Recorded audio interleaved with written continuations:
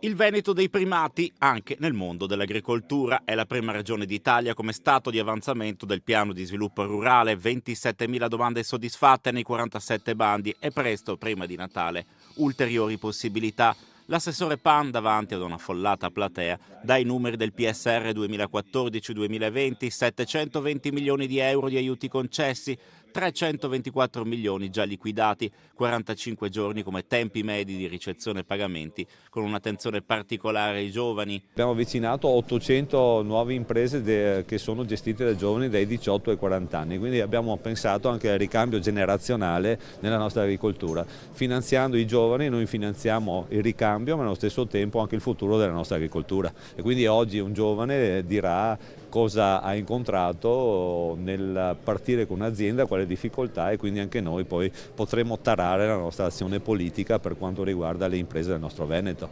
Interessanti le testimonianze di due beneficiari del piano di sviluppo rurale, una giovane imprenditrice agricola che da Padova ha visto ampliare sempre di più il proprio raggio d'azione, e quella di un imprenditore del florovivaismo di Galzignano che ha creato occupazione. Il PSR ci ha aiutato in modo incredibile perché abbiamo avuto la possibilità di ampliare la nostra azienda costruendo un capannone di 600 metri quadri, e questo ci porterà a produrre maggiori quantitativi di ortaggi che vengono venduti al mercato ortofrutticolo di Padova, e oltre a fornire i supermercati molto probabilmente con questa grande